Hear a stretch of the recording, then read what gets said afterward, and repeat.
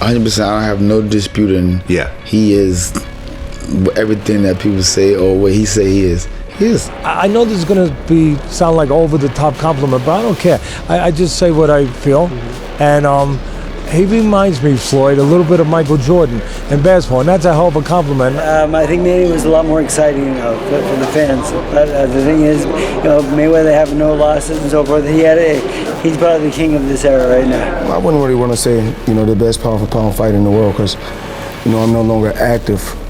I would like to say, the best ever. It's not being cocky or arrogant.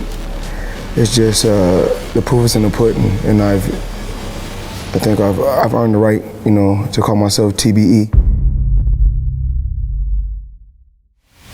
Floyd Mayweather has long ceased to be just a boxer and has become an icon. Young athletes idolize him, former opponents acknowledge and bow their heads to him, and experts unanimously call this man the greatest person to ever step into the ring. But what really lies behind these beautiful words? How did Floyd manage to build such a great legacy? And what did he have to go through along the way? Today, you will learn about the life of the best boxer of all time and get the answer to the main question: what is the price of greatness?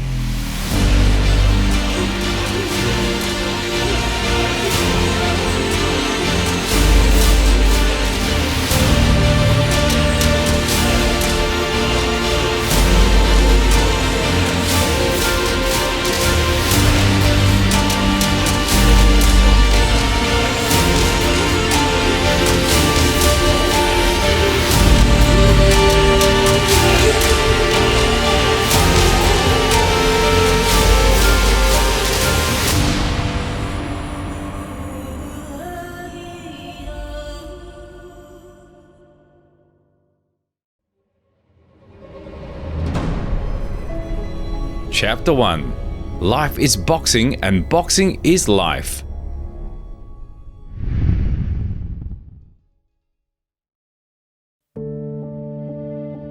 Floyd Joy Sinclair was born on February 24, 1977 in Grand Rapids, Michigan. At birth, the boy was given his mother's last name, Sinclair, but in his teenage years, he changed it to his familiar Mayweather. Floyd's father and both uncles, Roger and Jeff, were professional boxers, so taking his father's last name was beneficial, at least because of its fame in the sports world. Each of Floyd's relatives was successful in the ring to some extent, especially Uncle Roger. Black Mamba won championship belts in 2 weight classes and fought legends of his time like Cesar Chavez, Pernell Whitaker, and Kostya Tszyu. Floyd Sr. was also a strong contender, and in 1978 he boxed against Sugar Ray Leonard, but a severe leg injury turned him from a top-level contender into a stepping stone for young and promising boxers. Speaking of the injury, Mayweather received it not in training or a fight, but in a conflict with his wife's brother. When little Floyd was not even 2 years old, Tony Sinclair burst into the Mayweather home with a gun and aimed it at Floyd Sr. The professional boxer didn't think of anything better than to grab his son and hold him up as a shield, hoping that his dear relative wouldn't shoot his nephew. Tony did lower the gun and shot Floyd Sr. in the leg, with whom he had personal issues. This horrifying story was revealed to the public by Floyd Sr., as Floyd was too young to remember it. The incident with Tony certainly crossed all boundaries, but in general, the future sports legend's childhood was filled with similar episodes. There was always shooting near his home, and some of Floyd's friends died in childhood from knife or gunshot wounds.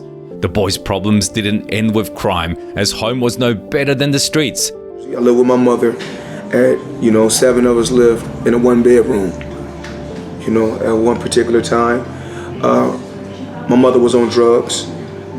My dad been shot by my mother brother.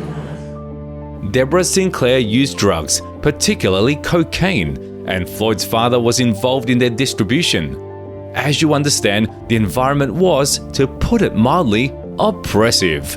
It would not have been surprising if Mayweather had chosen crime over sports and ended up serving a life sentence by the age of 20, but he was destined for a different fate. The boy was drawn to boxing from birth and started training as soon as he could walk. his enthusiasm was largely influenced by Floyd's environment, which consisted entirely of professional boxers. His father, uncles, and even his godfather, Von Zell Johnson, were active in the ring, so the young talent's destiny was predetermined. In his early years, Floyd's main mentor was his father. He instilled in the boy the basics of boxing and explained the philosophy of the family's signature Philly shell defense, which many years later would be called the Mayweather style. As Floyd grew older, he and his father moved to Las Vegas, but in 1993, tragedy struck. Mayweather Sr., who retired from the professional sport a long time ago, ended up in jail. The drug business he started before his son's birth eventually landed him in prison, so young Mayweather quickly returned to Grand Rapids.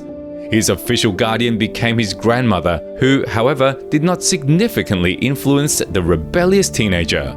Floyd's training was now handled by his uncle Roger, and his life mentor unexpectedly became entrepreneur Don Hale, who would later be dubbed Floyd's White Daddy. Initially, Hale, born and raised in Grand Rapids, befriended Roger Mayweather through mutual acquaintances, and Roger told him about his homeless nephew. Hale promised to help the boy, and soon Floyd was living with Don, his wife, and their 3 children. Hale took Floyd to training and helped him get settled in life, even finding him a job where he didn't last long. The fact is, young Mayweather always wanted to focus solely on boxing, and he had no time for anything else. Don understood that and allowed the teenager to immerse himself in sports, which would yield great results in just a few years. Mayweather's amateur career began when he was 10 years old. Even in his first fights, he demonstrated smoothness and toughness typical for top-level professionals. Newcomers facing Mayweather didn't know how to beat him, and their coaches watched in awe at the young champion's remarkable skill. During his amateur career, Floyd won the Golden Gloves 3 times, and in 1996, he participated in the Atlanta Olympics. The selection was extremely difficult, but Floyd narrowly defeated all his opponents to make the national team. At that time, the US team leader was Antonio Tarver, but there were other top-level amateurs like the young Fernando Vargas. Mayweather quickly integrated into the elite group of boxers and wanted to become its main star, and he succeeded. In his first Olympic fight, he outboxed his opponent 10-1, and in the third bout, he defeated elite Cuban Lorenzo Aragon. Thus, Floyd became the first American to defeat a Cuban boxer in 20 years. In the semifinals, Mayweather faced a highly experienced Bulgarian, Serafim Todorov, and in a very close fight, most spectators and analysts believed he had won, but the computer scoring system favored Todorov. This decision caused a major scandal and investigation, which ultimately led nowhere. Todorov received a silver medal and Mayweather was left with bronze, which greatly upset him at the time. However, many years later, he would acknowledge that the loss benefited him. But I'm glad that the fight went like it went. Why? Because if it did, it made me work that much harder as a professional not to feel that same pain again. This small setback indeed became a serious motivation for Floyd, and he began working twice as hard, which eventually led him to the pinnacle of boxing. Floyd's life was devoted to boxing, and boxing was his life.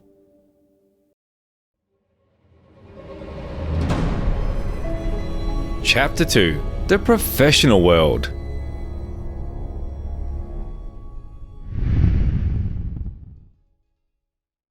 Floyd made his professional debut on October 11, 1996 in the lightweight division.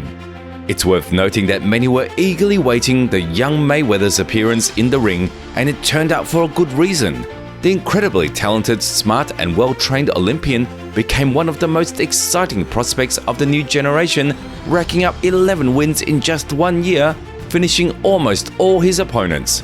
Most of his fights took place in his almost native Las Vegas, and once he even managed to perform in his actual hometown of Grand Rapids. That evening, 3 members of the Mayweather family entered the ring, and each of them achieved a confident victory. However, without a doubt, the brightest of all was young Floyd.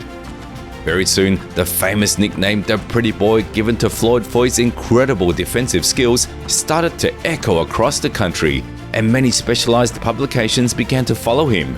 Journalists were unanimously amazed by the skills and talent of the young representative of the famous family, while Mayweather himself was very humble in those years.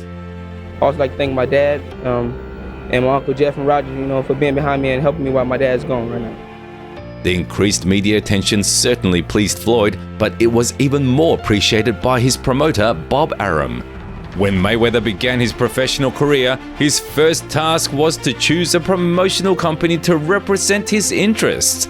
At that time, the influence of boxing promotion giant Don King had finally waned, and several companies rose to the top, one of which was Arum's Top Rank.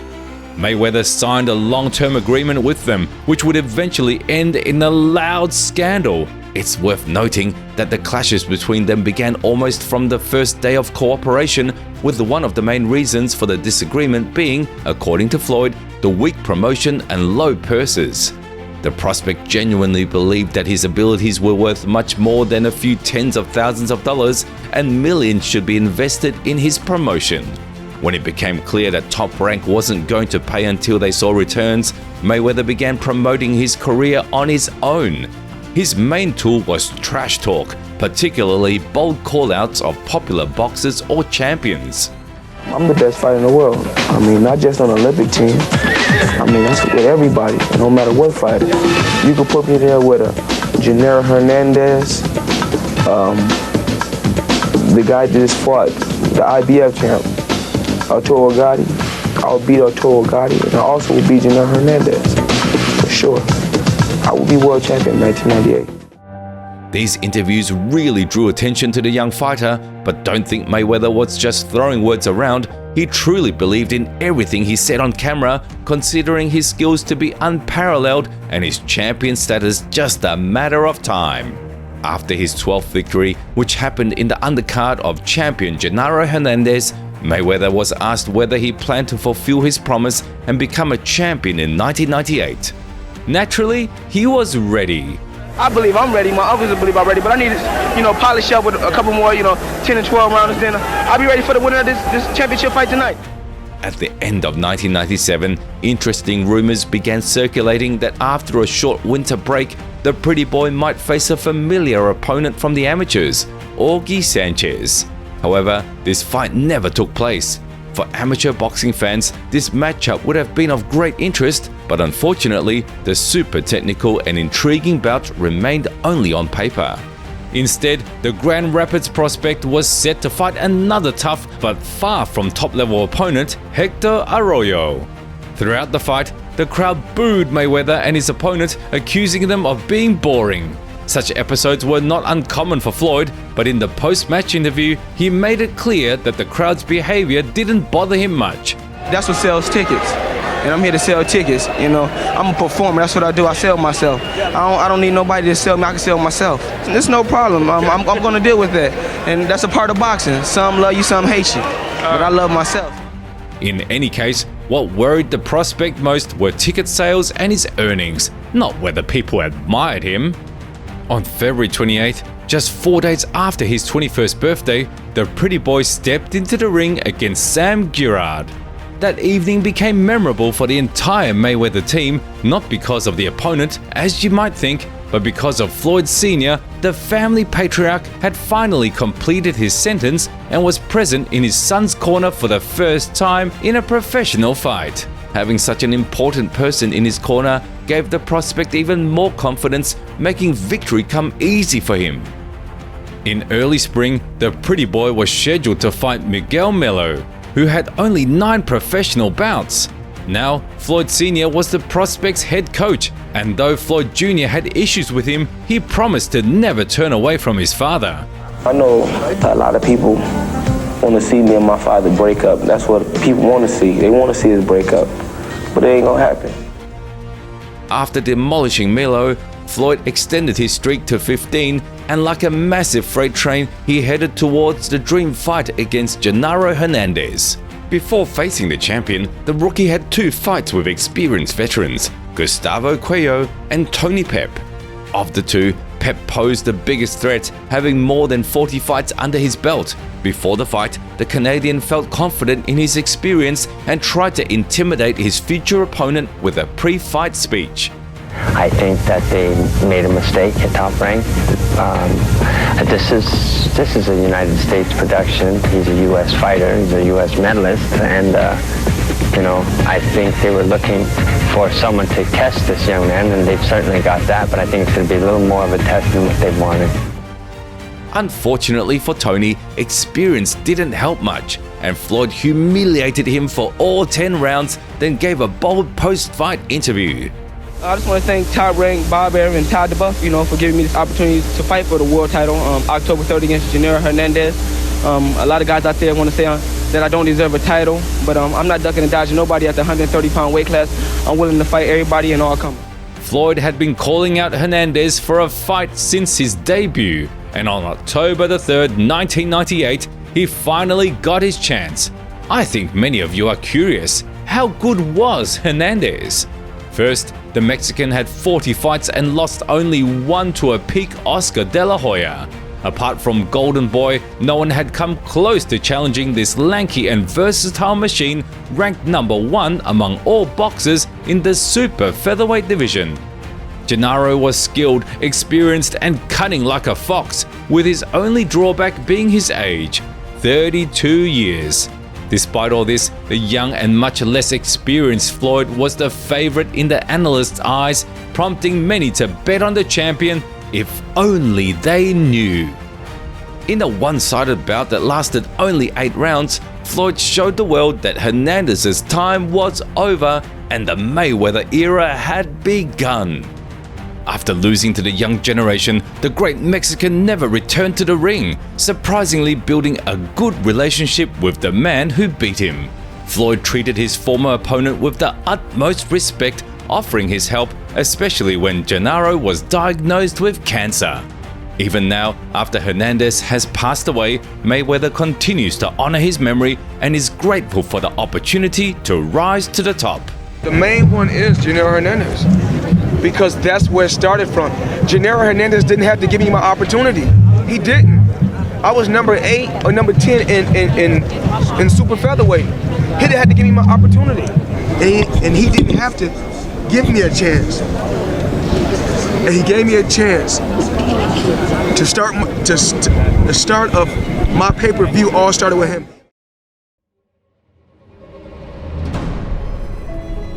Chapter 3: The Young Champion.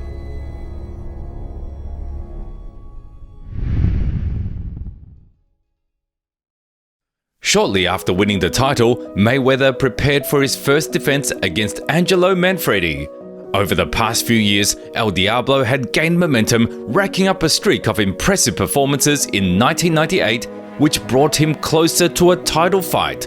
The most notable scalp for Manfredy was the young Arturo Gatti, whom he defeated after the fight was stopped due to a cut. Angelo felt confident and demonstrated that he was going to dethrone the hyped prospect. Right now is Mayweather. That's all I do is dream Mayweather, eat Mayweather, sleep Mayweather, train Mayweather. I want Mayweather. Give me Mayweather. Floyd destroyed his opponent, but some fans felt the referee stepped in too early. The champion disagreed. If you're throwing combinations and throwing a lot of hard shots and the guy's not coming back, I may stop the fight. He said if Manfredy was doing the same to me, he would have stopped the fight. With the victory over Angelo, the pretty boy solidified his status in the super featherweight division and firmly established himself in the pound-for-pound rankings. In early 1999, he made his second defense, this time against Argentine Carlos Rios. And I just want to thank TNT for having me on. I want to thank everybody that supported Floyd Mayweather and believed in him. And like I said before, I want to get 26 title defenses. So this was my second one, so I got 24 to go.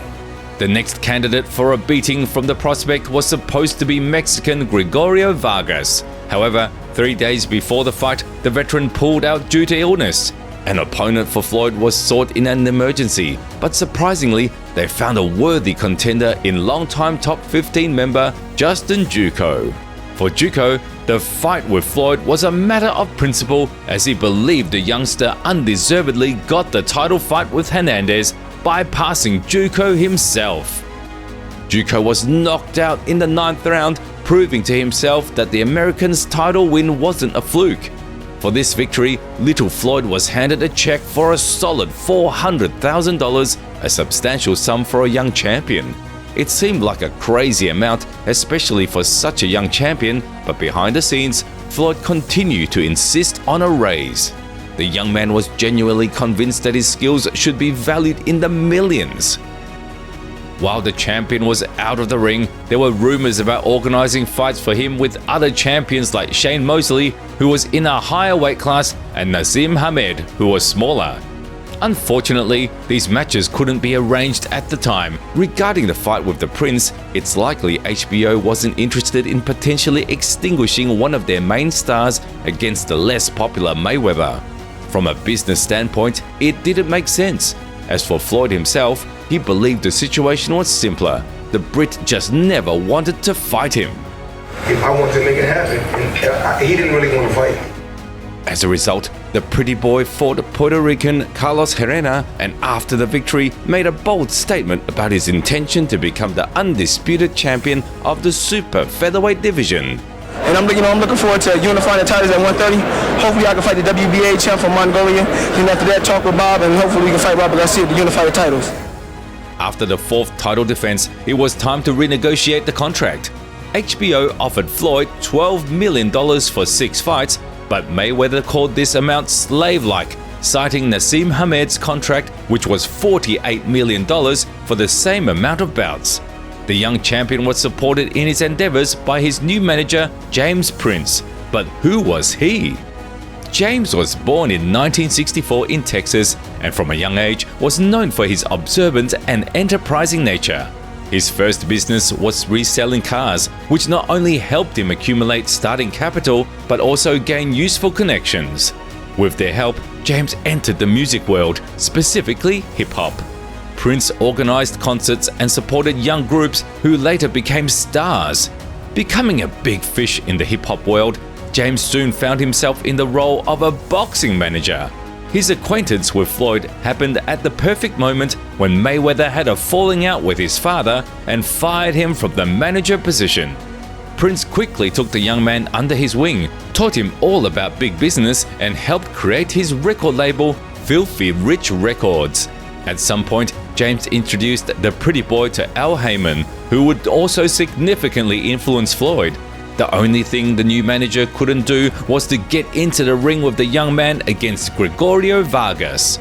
This fight should have happened a few bouts ago, but the Mexican came to fight only now. Mayweather defeated his opponent with a convincing but frankly boring decision, explaining such a lackluster performance by an injury to his strongest hand. To be honest, I came to this fight with a messed up right hand, but I didn't want to have no excuse backing out because I'm a true champion and I come to fight. While Floyd was trying to promote himself in the ring, Prince was negotiating with the HBO director, trying to find a compromise to get his protege a better contract. I pretty much just asked the guy, how could we get around this $12 million contract? How can I make this a bigger contract? And at the time, he told me about the fighter named Diego Corrales. He was like, if you all would be willing to fight Diego Corrales, then this could jump up to $35 million. By then, it was clear to everyone that a fight with Corrales was inevitable. Diego was the second best boxer in the super featherweight division, held the IBF belt, and had beaten almost all the same guys as Mayweather. Unlike Floyd, Chico was beloved by fans and always filled arenas. Despite his 5'10" height, Diego preferred close-range brawls where he almost always finished his opponents with power and technique, much to the audience's delight. Their clash was scheduled for 2001, but before that, the pretty boy had to have another defense. First of all, like I said, I'm supposed to be fighting in February. After my fight in February, I'm getting ready to fight Diego Corrales. And, next summer, and, two young champions like me and Diego Corrales should come together and make an explosion, and hopefully I can unify the titles. As Mayweather said initially, the promoters wanted each guy to have a fight in February, and their joint meeting was to take place in the summer. But plans changed significantly. The new date was January the 20th, and the promotion began even before the official announcement. Floyd and Diego had known each other since amateur days and always disliked one another. With the transition to professionals, they set aside their conflict, but after winning the titles, it reignited. Mayweather accused Chico of beating women and cowardice, while Corrales called his future opponent a hypocrite hiding behind a crowd of thugs. During the preparation for the fight, the boxers almost got into several fights and verbal battles never ceased for a second. There was no fake animosity between them, it was genuine hatred, fueling fan interest no less than the zeros in the defeat column. Both athletes' preparation went well. Diego, who had increasingly struggled to make 130 pounds, managed to show the required numbers on the scales and gained 16 pounds the next day, while Floyd only 7. Would this significant weight advantage help Chico, or would Mayweather be himself and simply outgun the hot-tempered opponent? This was the question in the minds of more than 8,000 spectators sitting in the arena that evening. Unfortunately, it wasn't competitive, and Floyd destroyed Corrales, delivering the best performance of his career. I got a little personal, but you know what I'm saying? This is a business. I'm here to sell myself. This is Pretty Boy Floyd. I want to show the world that I'm the best out there pound for pound. I'm the best 130 pounder. So, you know, he said he's the best, I say I'm the best. So we come together and see who's the best. I'm still angry. I feel like I'm a champion that deserves to finish on a fight on his feet or on his back. And, you know, that's the way I want to go out.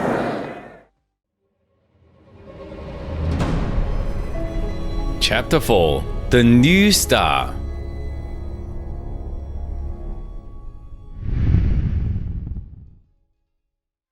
With the 25th victory, recent accusations against Floyd of greed and foolishness disappeared, and his popularity began to grow exponentially. Fans finally recognized him as a true boxing master, and Bob Arum decided to do everything to keep the youngster in top rank. At that time, the company's main asset, Oscar De La Hoya, became a free agent, and the promoters needed a new locomotive, which became the #1 pound-for-pound fighter, Floyd Mayweather. Unfortunately, success in sports led to a deterioration in personal life, and the pretty boy completely broke ties with his father, who was now also training Oscar. Floyd's relationship with his father had always been complicated, and with the advent of big money, the rebellious spirit of the young champion finally took over old ties. Thus, not only his father, but also his uncle Jeff disappeared from his team. Only Roger remained, striving to guide his nephew on the right path. Under his control, the champion made a routine defense of the title against Carlos Hernandez and then found himself in the center of a scandal. Do you know what inevitably follows popularity? Right, legal problems. In early summer, Floyd was reported to the police for allegedly injuring 31-year-old Greg Bedford. According to the victim, on the night of June 19, Mayweather smashed a champagne bottle over his head. Greg's lawyer, John Moran III, tried to settle the matter out of court, requesting $350,000, but after being refused, he filed for damages worth almost $1 million. This encounter with the law was Mayweather's first, but far from his last. However, back in those days, he was much more concerned with his constantly injured hand. The champion had faced unpleasant injuries before, but in his last title defense, he was practically falling apart. You know, I hurt my left hand, and later on in the fight, I hurt my right hand. So I just try to win the best way I know how. All right. Use my legs, boxing move. He was tough, but I think if I had both of my hands, I could have, eventually boxed and got him out. A painful rehabilitation stretched over several months, and upon his return, a serious opponent was already waiting for him. Mexican Jesus Chavez, with a rather mundane nickname, El Matador, was on an extraordinary 31-fight winning streak and instilled fear in many 130-pound boxers, but not the champion. After Chavez surrendered on the stool, it became evident that Floyd needed to change weight classes. In 5 years of professional career, he had dealt with everyone who posed even the slightest threat and now had to move on. In the post-fight interview, the pretty boy announced its move to the lightweight division, referring to issues with making weight as the main reason. I'm looking forward to moving up to 135.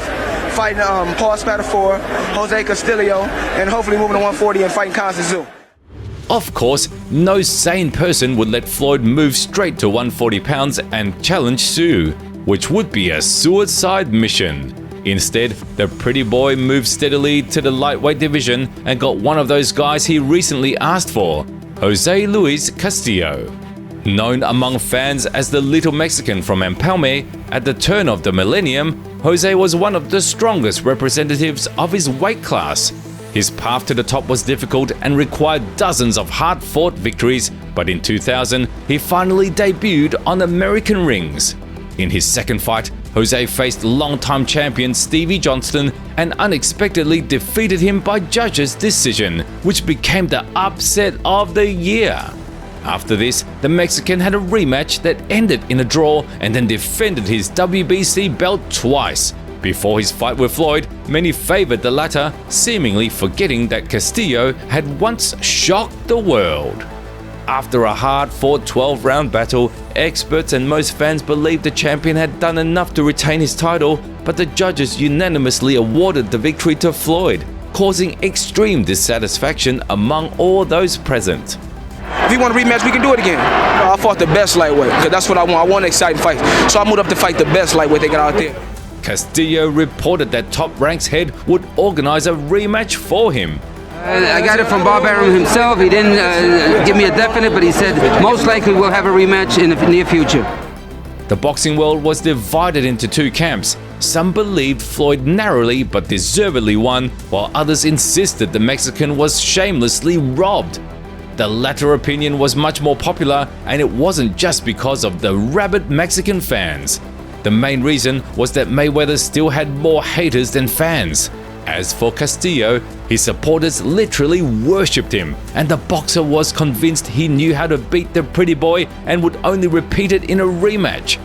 Meanwhile, Floyd trained like a madman, healing injuries that prevented him from showing his best the first time.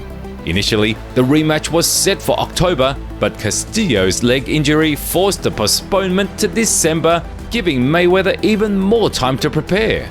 Shortly before the fight, Top Rank organized a press conference, but only Castillo showed up, forcing Bob Arum to apologize for his negligent champion.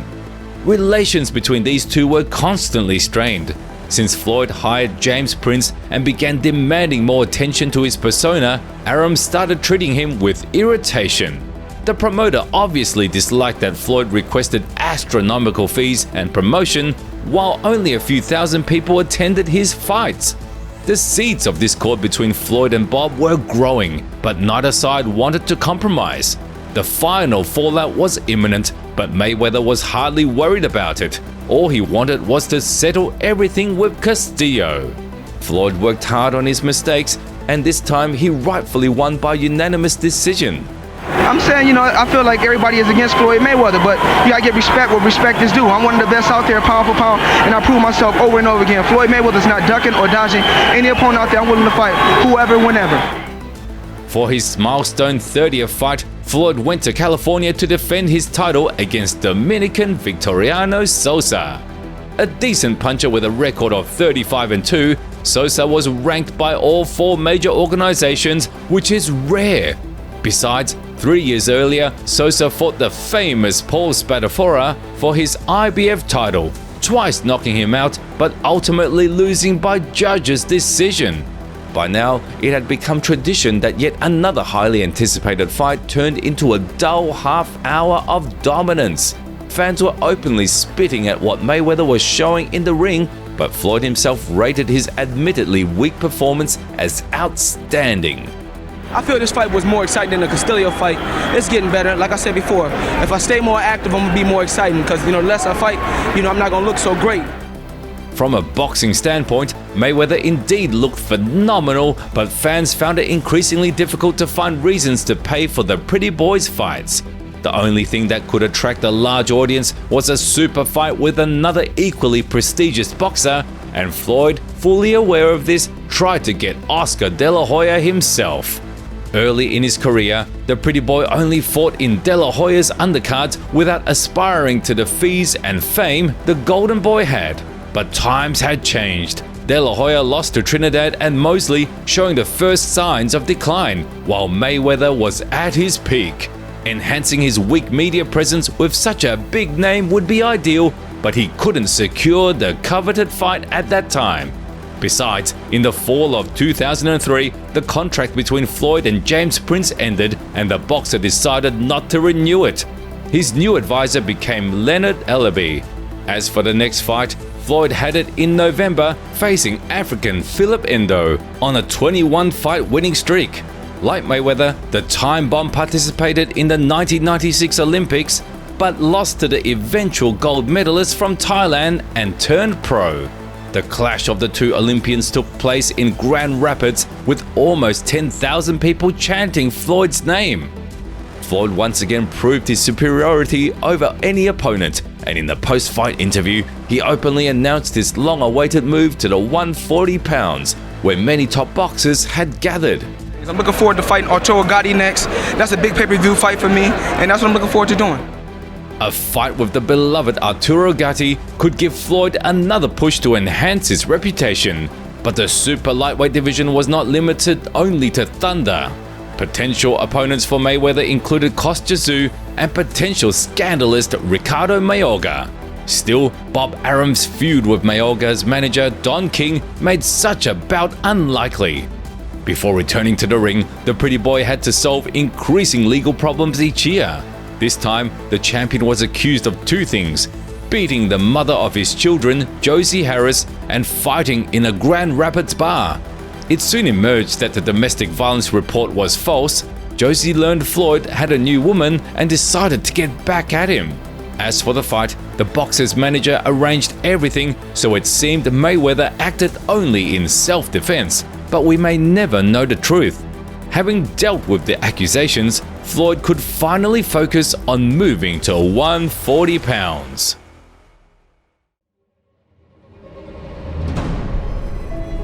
Chapter 5: Running through the weight classes.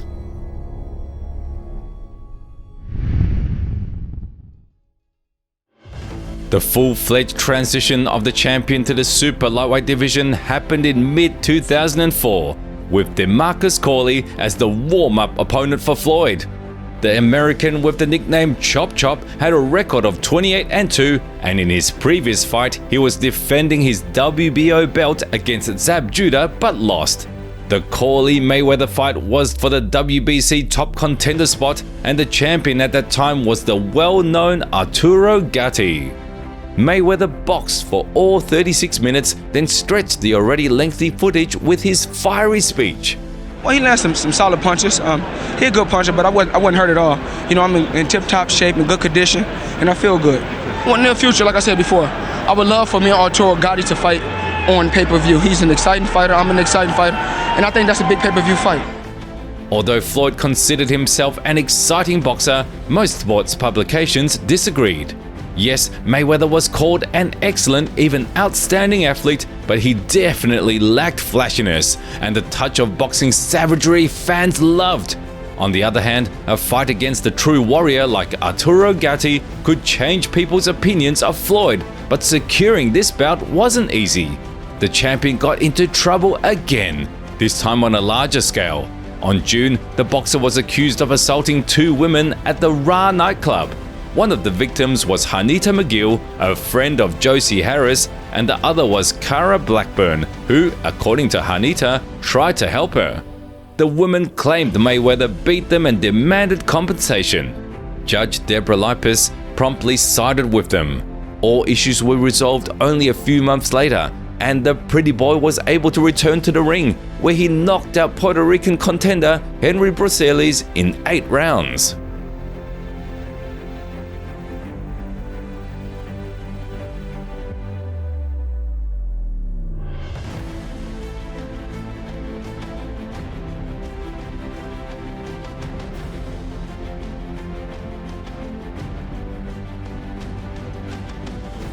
On January 29, Arturo Gatti faced Jesse James Leija and knocked him out.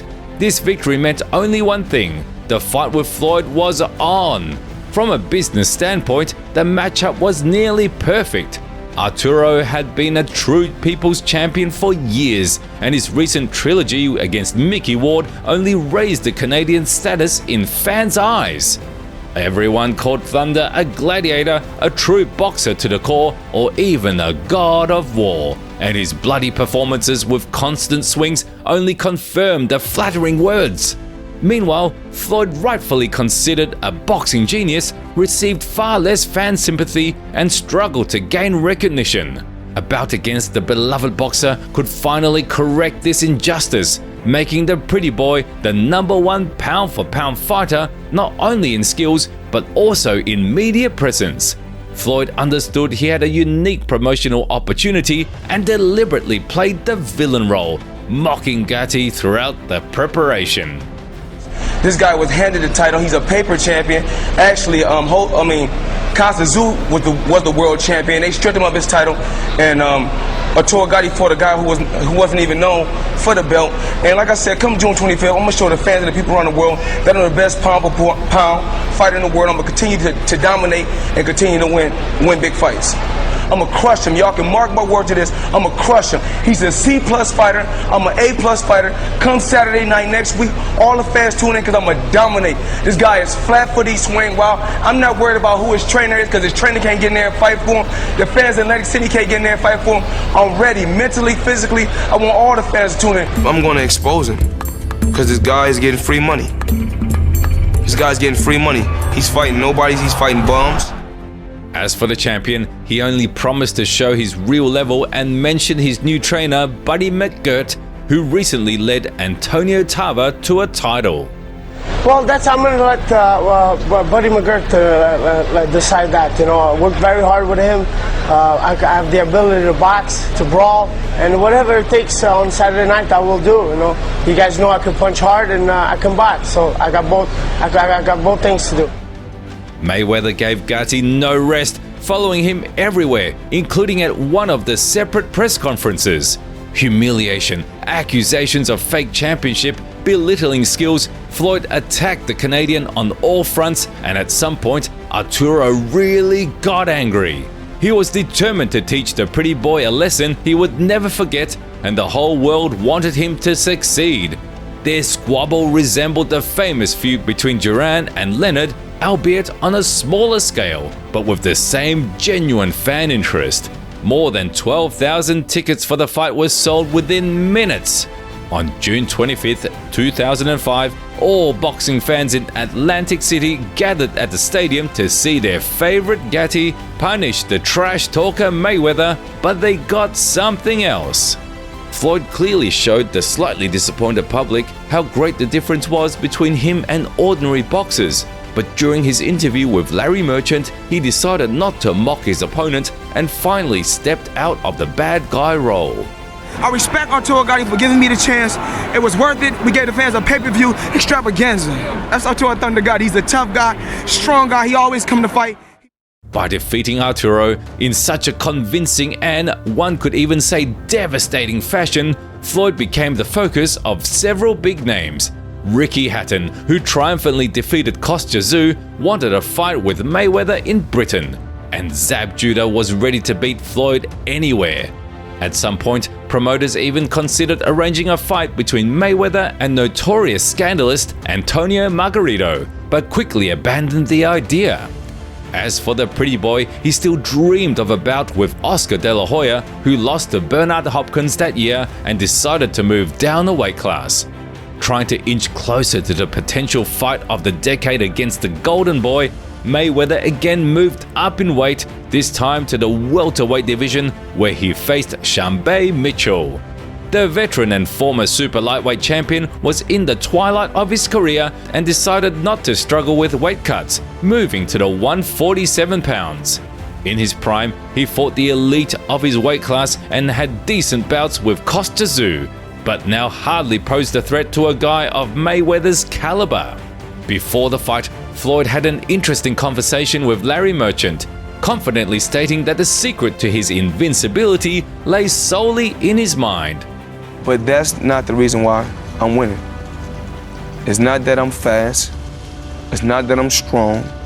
It's not because I come from a family of fighters. is because I'm the smartest up here. There's no fighter out there that can match me up here. I don't know if Mitchell believed his words, but Floyd looked utterly convincing and aimed to prove his mental superiority by knocking out the veteran.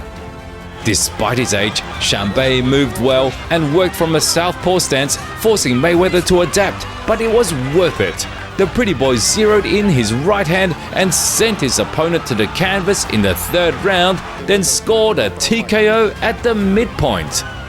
After the victory, Floyd immediately announced that his next opponent would be world champion Zab Judah. Like I said before, we want to fight Zab Judah. I've been asking for that fight. After the Arturo Gatti fight, me and Zab supposed to have fought tonight. But me and Shanbei ended up fighting. But like I said before, I want to fight the best they got there. I would love to fight Zab Judah. For the stellar performance against Mitchell, Mayweather received his record purse of $4.3 million. Though for the first time in many years, the fight took place without the involvement of Floyd's promoter company, Top Rank. The disagreements between Mayweather and Arum, which seemed buried years ago, were actually smoldering like embers in an unextinguished fire, ready to burn down the whole forest. At that time, not many knew about the problem, and Floyd was far more concerned with renowned opponents than squabbles with Bob. Ricky Hatton scored another early victory and demanded a fight, and Oscar De La Hoya teased the champion with constant hints about a possible bout. As for Judah, the New York native was unexpectedly defeated by a journeyman, Carlos Manuel Baldomir, seemingly losing his chance, but organizers thought otherwise. Instead of a logical championship fight with the Argentine, Floyd was given a more profitable fight against his old acquaintance Judah. Once the guys got along well and even promised not to fight each other, but the sight of big money quickly made them forget all the vows. It's a defining fight. It's an opportunity to go in there and show the world who you are. Show the world who's the best fighter out here right now. If the fans want to see one of the best fights of this year and the best fights of the decade, tune into the Floyd Mayweather and Zab Judah fight. Absolutely. To be the best, you got to beat the best. And I beat everybody who put it in front of me. I'm constantly chasing these guys. For the fans that don't know, I'm chasing Miguel Cotto. I'm chasing Antonio Margarita. I'm chasing Ricky Hatton. I'm chasing Winky Wright. I'm chasing Shane. I'm chasing Shane. I'm chasing all the guys that they say. Besides the boxers set to compete in the ring, there was a backstage battle between Bob Arum and his sworn enemy Don King, who represented Judah's interests.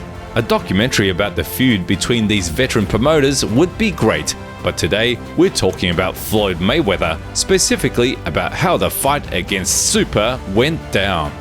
While the guys danced around in the ring, only pretending to fight, a real bloody brawl broke out outside the ring between the two teams, in which, luckily, no one was hurt. Later, Judah, his father, and Roger Mayweather were all heavily fined $250,000. Only Floyd got away scot-free, paying tribute to his opponent immediately after the victory and acknowledging that the lost initial rounds were part of the plan. A front runner, he's strong for the first 6 rounds, and after that, he gas out. So you were letting him go and just examining what he was doing and measuring him? Relax and keep my composure. That was our game plan. With the victory over Zab Judah, Mayweather finally began to gain the popularity he had dreamed of since his professional debut. Most of the top fighters in the welterweight division and neighboring weight classes wanted to fight him, and those who didn't talk about it were simply afraid of being humiliated by the boxing master. The top-ranked company, which had been managing him all these years, also smelled money and once again tried to match Mayweather with another of their fighters, Antonio Margarito. Floyd was offered $8 million, which could have set a new personal record for the highest purse he had ever received, but he chose to approach Bob Arum with a request for $20 million for a fight against Oscar De La Hoya. Hearing such a crazy sum, the promoter naturally refused Mayweather, who then used the situation as an excuse to break ties. Paying $750,000 in severance, Floyd became a free agent who could now choose his opponents. Many in the boxing world did not approve of such a move by the pretty boy, calling it a betrayal of the company that had raised him from the ground up. But there were those who approved of the risky step. In any case, Now all roads were open to Floyd, but he still craved only one thing: to get Oscar De La Hoya. Fans knew about Mayweather's long-standing dream and were sure that the aging golden boy would be next, but the golden ticket was suddenly drawn by Carlos Manuel Baldomir. For many years, the slow but incredibly stubborn Argentine had been working his way to a title fight, and when he faced champion Judah, everyone wrote him off even before the fight. But they were wrong. Tata pulled off a historic upset and became the world champion, and in his first defense, he knocked out the completely worn-out Arturo Gatti, impressing everyone once again. The story of a boxer who climbed out of poverty to reach the pinnacle of the sport was not new, but it still attracted the attention of viewers, including Mayweather. Before the fight, analysts considered Carlos a big underdog, which was not the first time for him. I'm risking my label as being the best fighter in the world pound for pound, and he's risking his WBC title. And this guy got 60 plus fights. It's a great matchup. It's a good matchup. I know I'm an 8-1 favorite, but you know I don't overlook no opponent. You know. Floyd entered the arena in a slightly oversized gladiator costume and delivered exactly the fight everyone expected. There was no miracle, and the slow Baldomir chased the fluttering Mayweather around the ring for all 12 rounds, swallowing jabs and left hooks along the way. On the scorecards of two judges, the pretty boy won with a score of 120 to 108, which perfectly describes how non-competitive the fight was. Unfortunately for the viewers, the most entertaining event of the evening was the post-match interview, in which Floyd engaged in a discussion with the frequently critical Larry Merchant. You always give me a hard time. You don't ever give me the credit I really deserve. You got a shutout. You got a shutout. We all give you credit for that. Yeah, but I appreciate it. But you'll never give me the credit I really deserve. I mean, you're good at commentating, so stick to commentating. Let me do the fighting. I'm the best at what I do. That's why with HBO. HBO is my family. HBO is my home. And like I said before, you can learn boxing. Cutting my cap, you can learn boxing from Pretty Boy Floyd. You just a commentator. Stick to commentating. Well, that's exactly what I'm doing, and I'm asking you the question. At the post-fight press conference, Floyd began giving tearful speeches about retiring and how he no longer needed any of this, but everyone present, including Mayweather, knew the guy wasn't going anywhere, especially now that the fight with the great Oscar De La Hoya was already on the horizon. Chapter 6: The Fight of a Lifetime.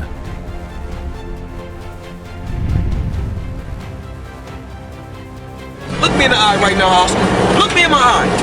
I'm gonna beat you. On the day when Pretty Boy Floyd first stepped into the ring as an Olympic bronze medalist and a descendant of the Mayweather clan, Oscar De La Hoya was already at the peak of the sport. Tournaments featuring the Golden Boy consistently broke box office records, and fans were crazy about this charismatic and immensely talented guy. Young Floyd often fought on Oscar's undercards and envied him with a burning jealousy. He wanted all of it to belong to him, not some De La Hoya. By the end of the 20th century, the balance of power was supposed to shift. Mayweather defeated Hernandez and became the super featherweight division champion, while Oscar began to decline, losing first to Trinidad and then to Shane Mosley. But not so fast. The Golden Boy still raked in tens of millions and sold out arenas in hours, while Mayweather haggled with Bob Arum over every dollar. It was only years later, when De La Hoya finally aged and lost 2 of his last 5 fights, and Mayweather was on a 37-fight win streak, that their paths finally crossed. Floyd had dreamed for years of taking Oscar's place, and now he literally had the chance to take the baton from the nearly retired star.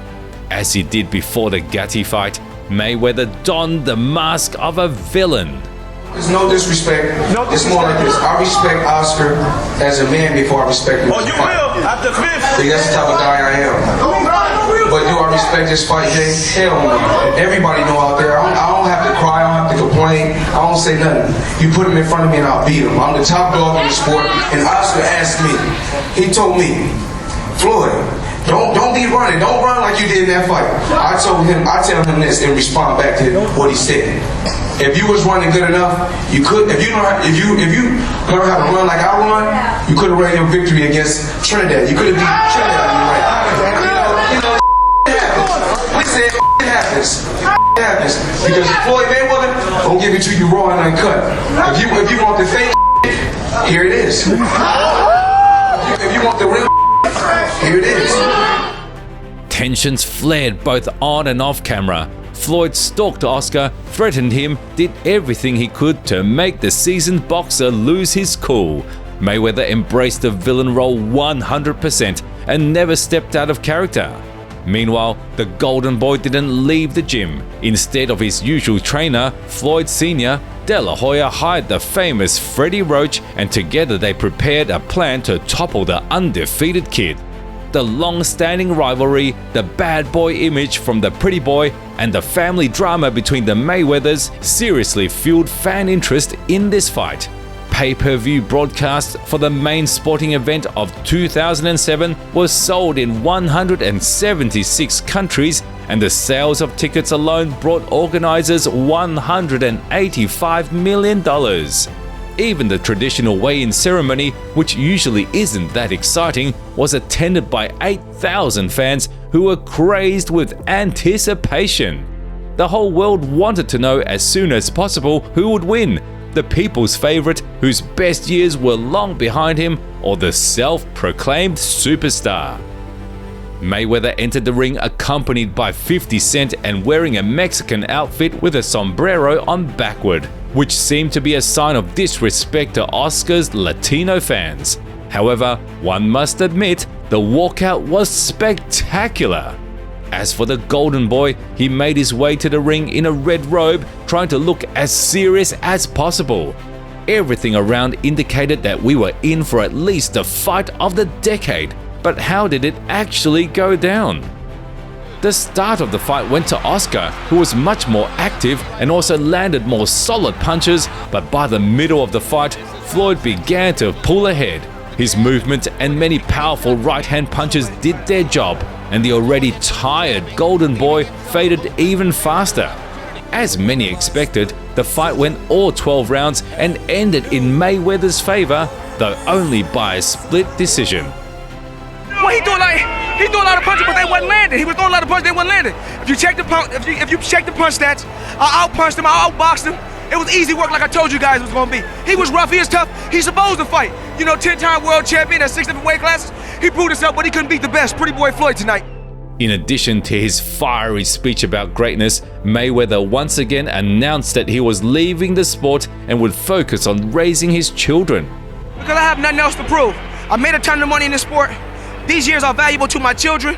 I'm moving on to bigger and better things. I'm happy no matter what nobody say. God don't make mistakes. That's why I'm 6-time world champion in 5 different weight classes. It's hard to say whether Floyd really wanted to retire or if he was just drawing more attention to himself, but the fact remains, just a few months later, he was back in action. During his absence, Mayweather participated in the show Dancing with the Stars, which served as good publicity and attracted even more new fans. Upon his return, Floyd decided to vacate the belt in Oscar's weight class and focus on the welterweight division, where a worthy contender had already been found for him. Ricky Hatton was the best boxer in the super lightweight division and had a record even better than Mayweather's 43-0. Moreover, the Hitman had knocked out almost all of his opponents, and in his last performance, he dismantled the aging Jose Luis Castillo. The Brits worshipped Ricky and considered him the best boxer in the universe, while someone like Mayweather was just a small and greedy American to them. On the other hand, for selling the fight, that was only better. Hero versus villain, just like in all the big Mayweather fights, remember? Floyd, will you stop touching me dick, you puff? You're talking about me ass all week, kicking me ass, whooping me ass. I think there's something wrong with, I'd like to think I'm the best, the most exciting pound-for-pound fighter in the world, obviously after Floyd. Well, you get lucky too. You're gonna get your biggest payday, so don't worry. Lay back. numbers. So we're gonna do some good numbers. Me and Ricky Hatton. I make mistakes. During the preparation for the fight, which by the way was promoted by Oscar De La Hoya, the guys held a whole tour of press conferences both in the USA and on the contenders' territory. Each of the boxers rocked the boat in their own way, and fans could only choose whose side to take. Most leaned toward Mayweather winning by points, but even they believed that Ricky would give the champion an incredibly tough fight. Ricky started the fight easily and cheerfully, but after just a couple of rounds, he began to feel firsthand why Floyd was the #1 P4P. Mayweather moved sideways and pummeled his straightforward opponent with heavy punches while skillfully defending himself. Hatton had to work hard just to catch up, let alone deal damage, and by the 10th round, Ricky lost his concentration. Mayweather made the hitman miss with a pivot and sent him to the canvas with a left hook. The risen Brit barely stood on his feet, so Floyd helped him return to a horizontal position. Well, I wanted to show the fans that I still got it. That's why I went through hand therapy, to show them that I can still punch with power, and I still got those exciting fights in me left. Because I think a few fights ago I gave the fans a couple of dub fights, but I wanted to come back with spark and a lot of energy. So that's what we did tonight. After his fiery speech, Floyd reminded the public that he was indeed leaving the sport and was going to pursue a career as a promoter. I won't let the sport of boxing retire me. I'll retire from the sport. And I had one more thing to accomplish. At the age of 30, the welterweight division champion Floyd Mayweather officially hung up his gloves. He left on his own terms with a flawless record of 39-0, which is far from something everyone can achieve. Was he the best in the world at that moment? Absolutely. But was he the best of his time? At that moment, many were asking this question, but unlike us, they didn't know that this was not the end.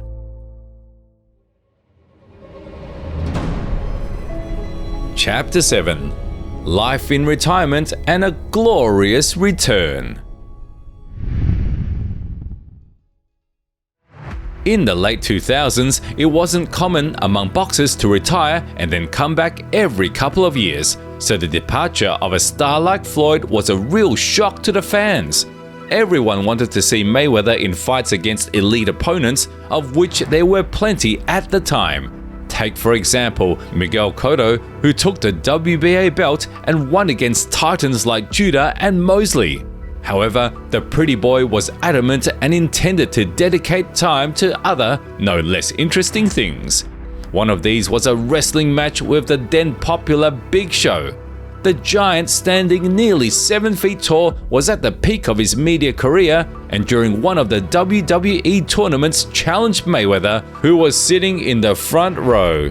Soon after, the media reported that the fight was in development, and shortly thereafter, a date was announced: March 30, 2008. It's Money Mayweather and McMahon boys. We run this show. Matter of fact, you know what? Bring that bum on out. Bring him out. The greatest fighter on the planet versus the largest athlete in the world. You see, you're like 39-0. Undefeated. Such a great thing. 39-0. Well, I have an idea. Why don't you take all 39 of your opponents, put them in the ring with you, then it'll be all 40 against me. Of course, the call-out and the ensuing funny fight were part of a grand show for which Floyd earned a solid $20 million and gained a whole new audience. Furthermore, the great boxer was first referred to not as the pretty boy, but as Money, which would soon become his main nickname. To the delight of all boxing fans, in that same 2008, Floyd announced his desire to return to the ring. The American cited health problems as the reason for his departure, but now that he had fully recovered from all his injuries, he was ready to get back into action and fight one of the P4P ranked fighters, Juan Manuel Marquez. The 36-year-old Mexican held the WBA and WBO belts and had lost only to one boxer in the last 35 years, Manny Pacquiao. As for everyone else, Peak One simply beat them into unconsciousness. It would seem that a fight with such a famous athlete would definitely captivate the crowd, but instead it caused mixed reactions among the fans. The problem was that the Mexican had always boxed in the lightweight division, while Mayweather had bulked up to the welterweight division over the last few years. To resolve the issue of the extra pounds, the boxers agreed to meet at a catchweight of up to 144 pounds. Initially, the fight was supposed to take place in July, but due to Floyd's rib problems, everything was postponed until September. It should be noted that at that time, Mayweather's troubles were not limited to injuries. His car was spotted at the scene of a shooting, the tax authorities accused the boxer of owing several millions, and his uncle Roger nearly strangled a female boxer. Meanwhile, Marquez was inspired by this fight, giving fiery speeches in Spanish and promising to show what he is capable of. Everybody knows I don't like talking outside the ring. I like talking in the ring. And July 18, everybody watching a great fight. At the weigh-in ceremony, Mayweather didn't show himself in the best light, weighing 2 pounds over the limit, for which he paid Marquez $600,000. But did this weight advantage help him during the fight? Unfortunately, the fight wasn't even. Barely making the necessary weight, one was slow and clumsy, while Floyd elegantly moved around the canvas, bombarding his target from all directions.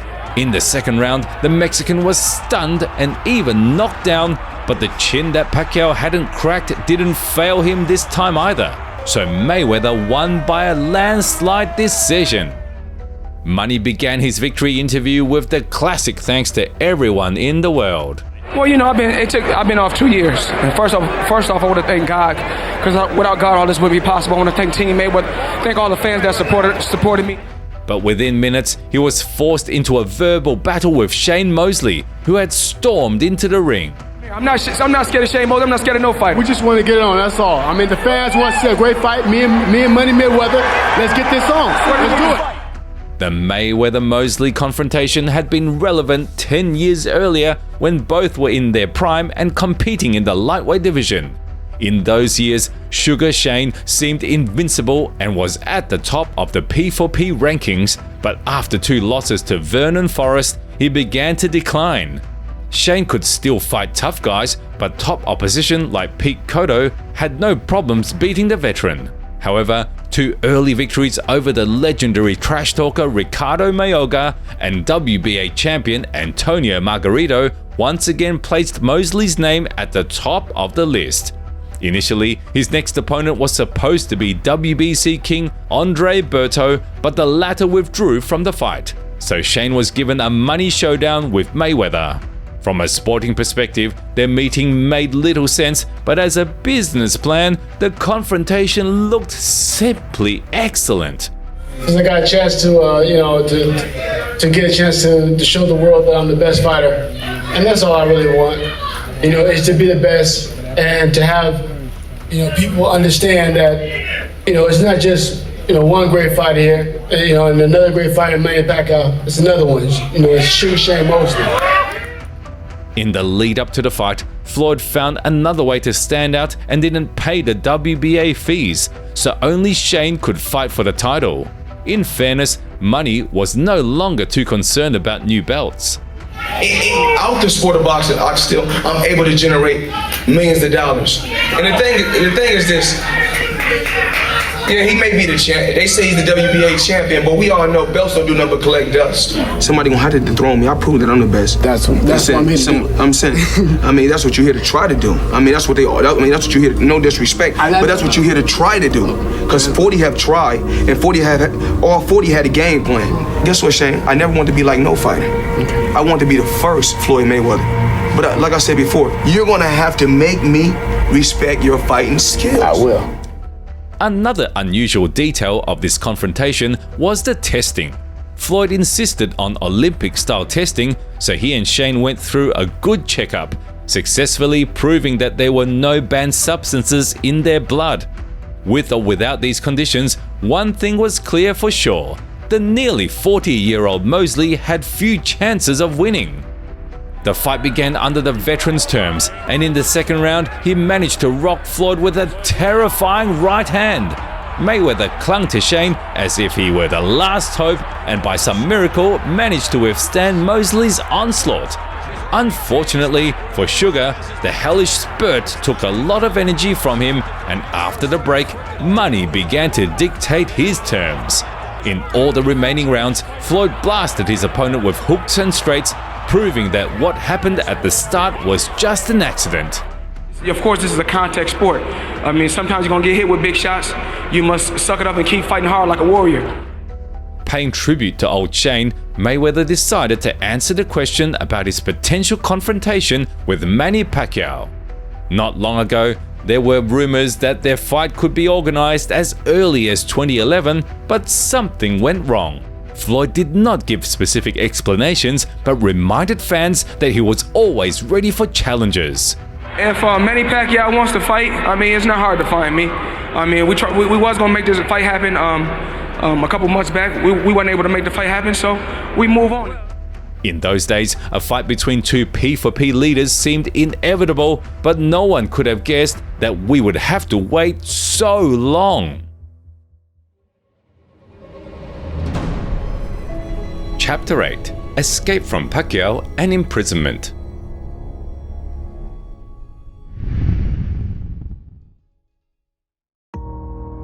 While Mayweather was in retirement, a new major player emerged on the scene. The Filipino boxing phenomenon named Manny Pacquiao was quickly climbing to the top of the food chain, and no one in the world could understand, could he be stopped? In 2008, the pupil of the legendary Freddie Roach finished off and definitively ended the career of Oscar De La Hoya, dishonored poor Ricky Hatton in 2 rounds, and then for dessert, battered the peak Miguel Cotto. The big names and the uncompromising manner in which Manny defeated them left the P4P ranking makers with no choice but to place this guy at the top. When Floyd returned, their fight became the most anticipated and demanded among fans, but Mayweather was in no hurry to please the public. The boxers went their separate ways and continued to win, proving to everyone around that sooner or later their meeting would happen. While Manny fought the likes of Small Marquez and Mosley, Pacquiao steamrolled over Joshua Clottey, beat Margarito, and won the WBC belt in the super welterweight division, then faced Shane himself. Manny pummeled him for all 12 rounds, scoring a knockdown and winning 120-108. While Pac-Man was having fun to the fullest, Floyd unfortunately could not enter the ring at all. The champion once again clashed with the law. Due to constant partying in clubs and a careless attitude towards those around him, the boxer was regularly accused of all possible transgressions, from insults to assaults and attempted rape. Between 2010 and 2011, Floyd was tried on all 6 different cases, including for beating the mother of his children, Josie Harris. As you may recall, their relationship had been strained for a long time, so the couple decided to separate. But Harris continued to live in the boxer's house and even had a lover. When Floyd found out about this, according to Josie, he hit her, pulled out a clump of her hair, twisted her left arm, and then forbade his children from calling the police, taking their phones. Later, Harris herself contacted law enforcement. This incident became sensational and threatened not only Floyd's career but also his freedom. The court proceedings dragged on for months, and the possible punishment ranged from decades to a couple of years. Meanwhile, the boxer was also accused of other law violations. Mayweather believed people just wanted to profit from him, and it was quite possible that this was the case with some. Besides his legal troubles, Mayweather had difficulties communicating with his father. Their relationship resembled a roller coaster. No more than 6 months passed from touching reconciliation to another conflict, and sometimes not even a month.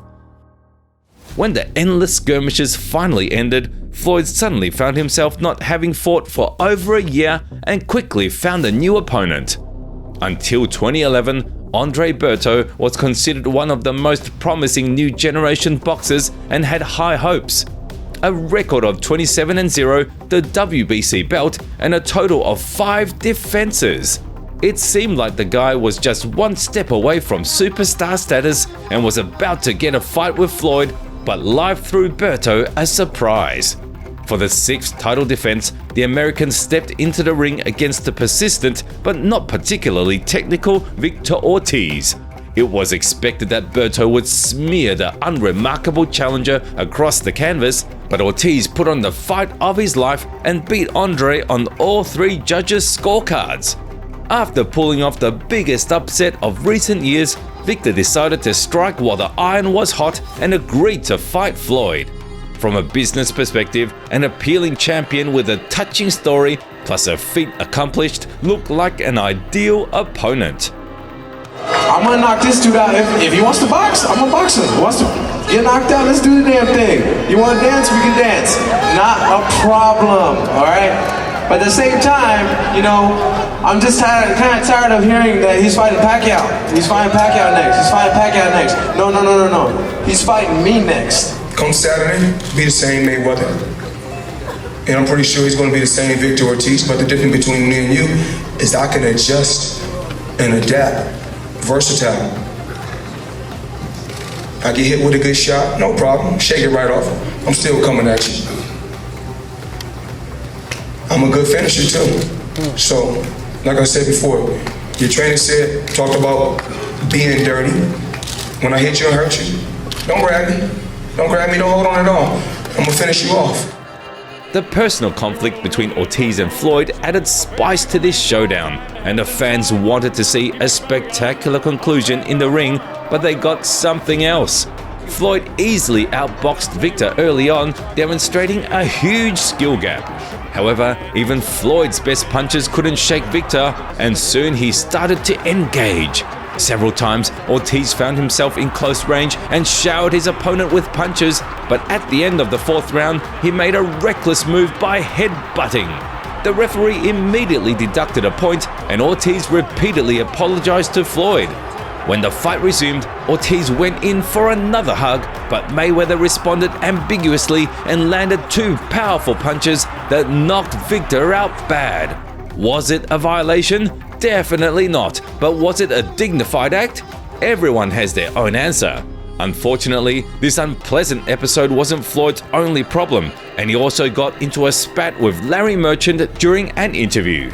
You know what I'm gonna do, because you don't ever give me a face shake. You know that? So I'm gonna let you talk to Victor Ortiz, all right? I'm through. They put somebody else up and give me an interview. What are you talking about? What are you heard him. You never give me a face shake. HBO needs to fire you. You don't know shit about boxing. You ain't you not I wish I was 50 years younger and I'd kick your ass. You won't do Floyd's controversial behavior and quarrel with the renowned wordsmith Merchant hurt his reputation, but he quickly found a way back into the spotlight. Even before his victory over Victor, Manny had promised to finally face Pacquiao. We only want to fight the biggest and the best out there, and Manny Pacquiao, yes, you're next. After his victory, Floyd attacked the Filipino on Twitter, suggesting that they fight on May 5th on Cinco de Mayo. Manny was certainly interested and even agreed to the Olympic testing format Floyd had insisted on, but they couldn't reach an agreement. Mayweather didn't want to split the purse evenly and offered Pacquiao a small fixed amount. Naturally, Manny's promoter and Mayweather's archenemy Bob Arum convinced his fighter not to accept such an unfair reward. So soon, Miguel Cotto was announced as Floyd's next opponent. Over the past few years, the once invincible Puerto Rican had lost to Antonio Margarito and Pacquiao, but there were mitigating circumstances. The first was destroyed in the rematch, and the fight with Manny was at the 145-pound limit, which didn't favor Miguel at all. Thanks to these details, the great Cotto's career remained afloat, and even more, he was called the most popular boxer after Floyd and Pacquiao.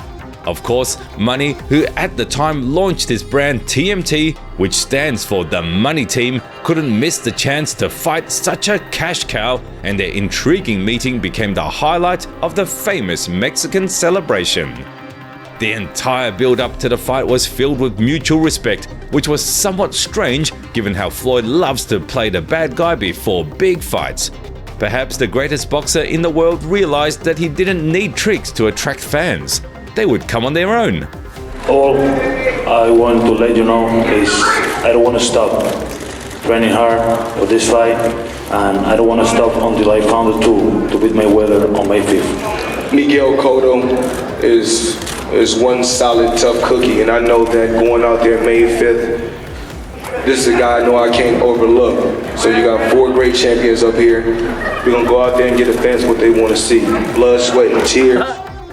Floyd planned to deal with Cotto just like the others, but Miguel truly surprised him. Stinging body jabs, sharp and crisp punches, and abnormal footwork happened to be a big problem for Mayweather. Several times, it seemed the champion was about to take full control and simply overwhelm Floyd, but he woke up. Finding a gap in his opponent's defense, he stifled his onslaught, and by the end of the fight, no one doubted it. Mayweather had won again. Before giving an interview, Larry Merchant announced that his conflict with Manny had been resolved. The latter had apologized. The news certainly delighted the already excited crowd. Well, I don't know. This fight right here, I was looking to fight Manny Pacquiao. The fight didn't happen because, and I don't think the fight would happen because of Bob Arum. Bob Arum's in the way. He's stopping the Pacquiao fight. Let's get the fans what they want to see. They want to see Mayweather and Pacquiao. Unfortunately, Mayweather's triumph didn't last long, and by June 1st, he was behind bars. The legal proceedings in the Josie Harris assault case had come to an end, and Floyd, having admitted his guilt, received the minimum possible sentence, 3 months. The boxer accepted his imprisonment as something deserved and went to jail with his head held high. He knew that fans would eagerly await his return and once again buy up all the tickets as soon as Floyd announced his next opponent. While in custody, Mayweather continued to act royally and demanded special treatment. He didn't like the food, the behavior of the guards, and the 2 short walks. Additionally, Manny paid other inmates a few $100s each to keep an eye on him. Despite all the whims, the officials reduced his prison stay from 90 to 70 days, so by August, the boxing star was free and looking for new multi-million-dollar checks.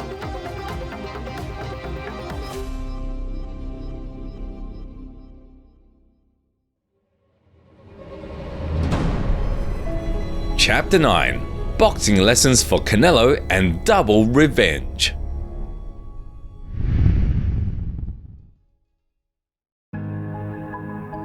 After his release, Floyd made an unexpected move and didn't renew his contract with HBO, but signed a new one with Showtime. The channel that had been with Manny from the start was now in the past, and with his new partners, Mayweather signed a sensational $200 million deal for just 6 fights. The first opponent on Floyd's list was the mandatory challenger for his WBC title, Robert Guerrero. The American with a decent 31-1 record had become a champion in several weight classes, including winning the IBF title in the featherweight division, but he had never faced a top-tier opponent in his career. The biggest scalp on the Ghost's resume was Andre Berto, whom Victor Ortiz had already humiliated. Compared to Floyd, Robert looked pale, exactly matching his nickname, but for a star of Manny's caliber, it doesn't really matter who's standing in front of him. However, unexpectedly, there was someone who decided to heat up the match, making it more personal. This smart guy happened to be Robert's father and trainer, Ruben Guerrero. And we're gonna beat up that woman beater, the one that beat up his wife, man. His wife in front of his kids. You guys like that? Like this guy, woman beater? He must have learned that from his dad. Woman beater, baby. We're gonna beat that woman beater. See how he's gonna like it. He's gonna get it from a real man. If you forget about this strange episode, everything else was calm. The promoters successfully built up the fight, adding dramatic notes like Guerrero's wife's illness and yet another reconciliation between Floyd and his father. The star himself talked more about his time in prison than about his opponent. All tickets to the MGM Grand were sold out, and people came to see if their idol would be the same at 36, especially after being in prison. In the first minutes, Floyd was shaking off the rust and wasn't very active, which allowed Guerrero to feel comfortable. But soon, Mayweather picked up the pace. His sharp punches easily bypassed the Ghost's defense, who now barely had time to counterattack. In the final rounds, Manny dominated the battered Guerrero and ultimately won by unanimous decision. We had a great training camp. I feel good, I feel strong. A lot of people thought the layoffs was going to play a major problem, but it didn't. After a decent warm-up with Guerrero, Floyd faced a very tough challenge, a match against the young Mexican bull Saul Canelo Alvarez. At that time, the future boxing icon was not even 25 years old, but he had already won 42 consecutive fights and held the WBC Super Welterweight Championship. The fight with the young prodigy interested Floyd more than any other, so the contract with specific conditions was signed even before stepping into the ring against the Ghost. As for the promotion, it started the day Saul fought Shane Mosley. Then the young Mexican fought on the undercard of the Mayweather-Cotto fight, and the greatly impressed fans gathered in the arena. It was clear that behind his Mexican youth was a whole country, and he could achieve great things, so the enterprising Mayweather quickly took the boy in hand. The preparation for the incredible clash of two champions was a success. Alvarez was often seen accompanied by his promoter, Oscar De La Hoya, who seemingly shared with the guy secrets on how to fight Floyd. While youth, size and power were on Canelo's side, advice from such an experienced mentor could play a decisive role. Mayweather, as usual, was talking about legacy. It was noticeable that over the past few years he had aged significantly, but he was still passionate about boxing and had no plans to stop. In boxing, everybody has their time, and this is my time. September 14th, I'm not the only one that's going to win. We're all going to win together. And I just sit back and think about it at night. When I think about certain fighters, they say, Mayweather, you're facing Canelo. I say, yeah, but can you just tell me 10 world champions that he beat? Just 10. I've been sitting on the top of the throne for 17 years. Every time they get a guy, they build him up, and you know what I do? Boxing fans flocked by the thousands to Las Vegas to witness with their own eyes the main sporting event of 2013. The Mayweather-Guerrero fight, though financially successful, seemed no more serious than a Golden Glove semi-final compared to this spectacle. The dream of fans for years, the fight with Pacquiao was now forgotten as Manny had suffered 2 consecutive losses, including being knocked out by Juan Manuel Marquez. The only thing that now interested the crowd was how Floyd would manage to stop the onslaught of this redhead juggernaut. Although Canelo had slimmed down to a catch weight of 152 pounds, he was still much larger than the veteran and at worst could simply crush him with his power. Canelo wanted to overwhelm the champion with heavy punches and pressure, but encountered a colossal skill gap. Mayweather easily penetrated the tall Mexican's block with his jab, peppered him with his right cross, and sometimes outboxed Saul even at close range. The size advantage didn't help Alvarez, and quite the opposite. By the end of the fight, he was exhausted, allowing Floyd to work him like a punching bag. According to all the rules of logic, the judges should have scored the fight 118 to 110 or even 120 to 108. But somehow a majority decision was announced and money was almost robbed. Well, I'm not in control of what the judges do. I'm a little shocked whoever had him ahead. But things happen in the sport of boxing. You live and you learn. Everything is a learning experience. The bout between the two stars managed to sell a phenomenal 2.5 million pay-per-views, so Floyd's guaranteed purse of $41.5 million doubled at a minimum. No boxer in the world could expect the purse even close to $40 million, yet Mayweather earned nearly $100 million and still wanted more. Soon, he would have the opportunity to earn much more, but first he had to endure the most difficult fights of his career. Considering his approaching 40th birthday, Floyd decided to slightly increase the frequency of his performances and promised his fans to fight twice in 2014. All that remained was to find someone willing to grab a piece of the money pie, and plenty of willing participants appeared. Manny decided to launch a poll on social media to find out from his fans whom they wanted to see in the ring with Floyd. There were two candidates, the aging Argentine Marcos Maidana and the fast Olympic Pakistani Amir Khan. Given the huge difference in popularity and Amir's long-standing victory over Maidana, it was no surprise that the Briton won the vote. However, Mayweather decided to fight the tough journeyman Marcos because they had personal scores to settle. Of course, I'm talking about Maidana's destruction of the loudmouth Adrian Broner, who considered himself Floyd's close friend and successor. In the mid-2010s, there were quite a few guys trying to copy Manny, but Adrian was the most successful. Promoters pushed him as the future of boxing, and some considered him even more talented and promising than Mayweather. Alas, El Chino didn't know how tough of a boxer stood before him, so he broke Broner like a twig and soon got a contract with the Mayweather name on it.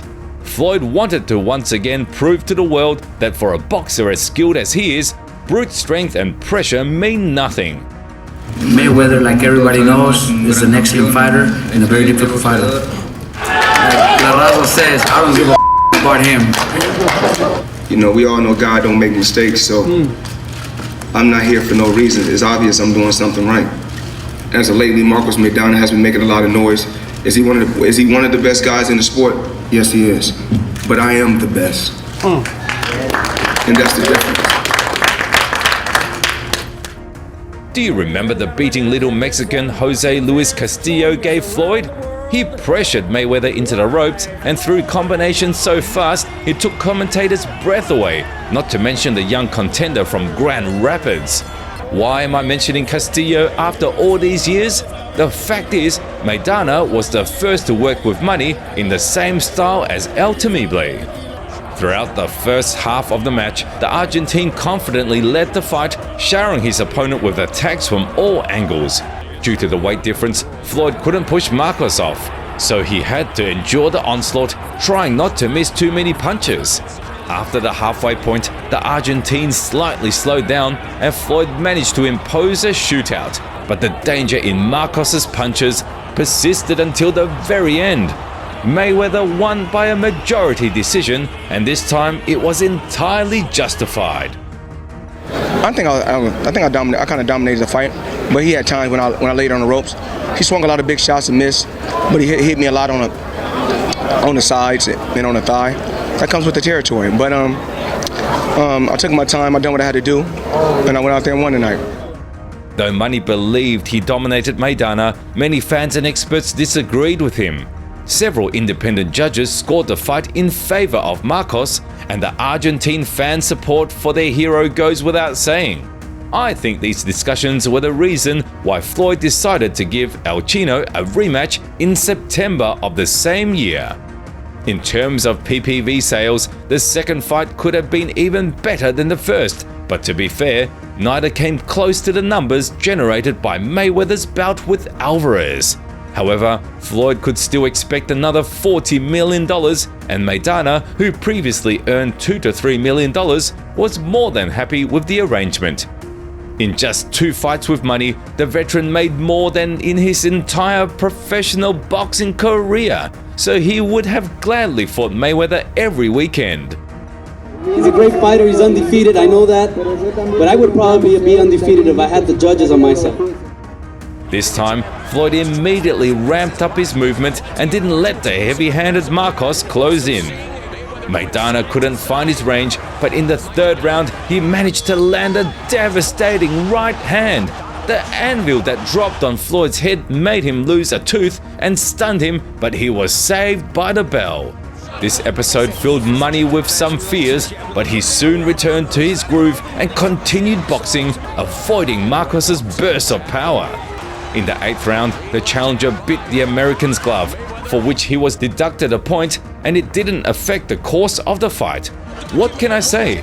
El Chino once again showed a magnificent performance, but this time he was worse and rightfully lost by unanimous decision. I feel sharper in the first fight. You did? Why? Yes, I just did. I feel a lot better in the first fight. This time around, I feel kind of, dry and dead, and my fingers was numb after the 8th round. I'm gonna go back and talk to my team and see what we can assess and see what the future holds for Floyd Mayweather. You know, once again, I'm not ducking or dodging no opponent. If the Manny Pacquiao fight presents itself, let's make it happen. Having closed another important chapter of his incredible career, Floyd turned the page and began writing the final and most significant part of his story.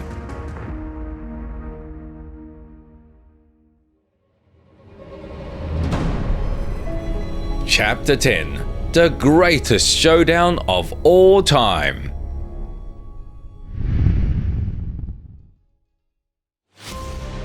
In early 2015, Floyd and Manny met at a basketball game between the Miami Heat and the Milwaukee Bucks. That same evening, the boxers held closed-door negotiations assisted by Showtime's Steven Espinoza, who spoke to them through a laptop. Was their meeting at the stadium a coincidence, or was it another of Mayweather's schemes? It's unclear, but the result of their lengthy conversation was the quick official announcement of the fight. Mayweather vs Pacquiao in time for Cinco de Mayo. It sounded like a dream come true. Fans were going wild at the very thought that two modern boxing kings would finally, after 5 years of negotiations, step into the ring. Yes, you heard that right. The boxers had been heading towards this for half a decade. Initially, their meeting was planned right after Mayweather returned from retirement, and back then, negotiations seemed to be going well. The champions split the purse, chose locker rooms and gloves, but Manny's desire to implement Olympic-style testing quickly brought the talks to a halt. A couple of years later, the managers resumed communication, and this time Pacquiao agreed to any testing methods, but Floyd's team denied even being in negotiations. It became clear that Mayweather was not interested in fighting the mighty Filipino. Soon, Floyd decided to make peace, but did so in his own style, offering Manny a guaranteed $40 million payout, which Pacquiao wisely declined. A while later, the boxers ended up on different TV networks, and the hope of seeing them together faded. At least that's what everyone thought until 2015. By that time, Manny was back on the winning track, even avenging his loss to Timothy Bradley and reclaiming the WBO belt, but his popularity had noticeably waned. However, most fans didn't care about Pacquiao's record. They just wanted to see the new fight of the century. A second-generation boxer raised in gyms against a Terminator who emerged from crushing poverty and unemployment, the villain insulting all his opponents, and the friendliest guy in the brutal business. They were so different, so dissimilar, but that only made their rivalry more intriguing. I want to let the people know that there is God who can raise from someone from nothing into something. And that's me. I came from nothing into something, and I owe everything to God to give me this blessing. So this is a fight that the world can't miss. This is an unbelievable matchup. Action-packed fight. I'm in the gym working right now, dedicating myself to the sport, pushing myself to the limit, because I never want to win a fight so bad in my life. May 2nd, that's when the world stops. I want everyone to tune in. Mayweather Pacquiao. The biggest fight in boxing history. Thank you. The fight was to take place at Floyd's home arena, the MGM Grand, in his beloved Las Vegas. Of the 16,800 seats in the arena, only 1,000 tickets were put on sale, while the rest were taken by celebrities, other boxers, journalists, and many others. The organizers weren't too concerned about the weak revenue from ticket sales because it was obvious that PPV sales would break everything they had ever seen. A couple of weeks before the fight, fans and journalists from all over the world began flocking to Vegas. Each of them wanted to be part of the historic show, the biggest fight in boxing history, as Floyd rightly pointed out. The bookmakers' offices were bursting with people wanting to place bets, and the city's famous casinos were making profits they had only dreamed of before. Everything was ready for one of the greatest sporting events of the 21st century, and the two heroes, the two brightest stars of the night, were ready to shine in all their glory. Pacquiao worked briskly with his lead hand and moved a lot, as was his usual style. Floyd tried to control him up close, but the powerful Filipino wouldn't let him dictate the pace, even severely stunning him in the 4th round. Mayweather struggled but recovered and continued his work, ultimately wearing down his opponent's assault. Yes, Manny occasionally landed successful punches, but until the final second, Floyd was the king of the ring. He proved he was simply on another level, and the judges unanimously confirmed it. He's a hell of a fighter, and I take my hat off to Manny Pacquiao. I see why he's one of the guys that's at the pinnacle in the sport of boxing. Really not this one. All fights played a major key, you know. I wanted to win all fights extremely bad. Manny Pacquiao is a tough competitor. He's a true champion at heart, and we both was at our best tonight. I got one more fight, you know, with Showtime and CBS. You guys done a remarkable job. Thus ended the most lucrative and fan-anticipated fight in boxing history.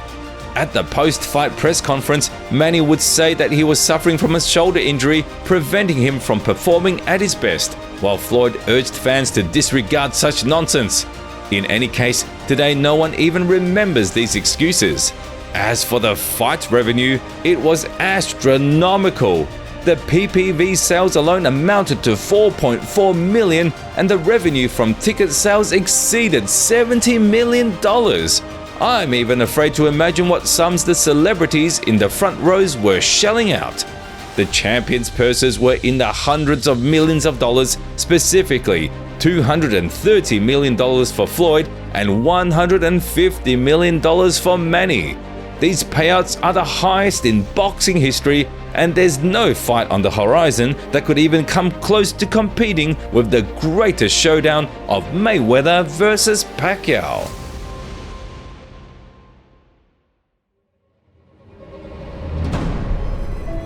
Chapter 11: 50-0.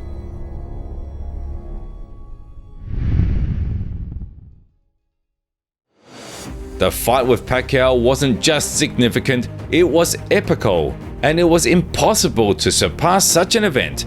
No matter who Floyd's next opponent was, the public would be dissatisfied, so Mayweather decided not to overthink it and choose Andre Berto from all the available options, and there were indeed many. After his fateful encounter with Victor Ortiz, the American lost 2 more fights but then defeated Steve Chambers and won the interim WBA title. Among Khan, Danny Garcia, and Keith Thurman, this contender seemed strange, but Floyd was fine with it. He had one last fight under his Showtime contract and planned to retire with a 49-0 record. Unfortunately, the preparation for Berto was marred by a doping scandal. No, Manny didn't use banned substances, it was just vitamins, but he was receiving IV infusions with them, which was against WADA rules. Soon, other details of Mayweather's testing emerged. During fight preparations, the champion provided all samples as scheduled, but in between fights, he would go months without testing. Whether Floyd used prohibited substances to enhance his physical abilities or not, we may never know, but as for the IVs, Mayweather quickly obtained a doctor's note apparently signed retroactively. Some fans condemned Floyd, but most remained on the side of the legend who was about to retire. I want to thank everybody that has covered this event and covered my career throughout 19 years.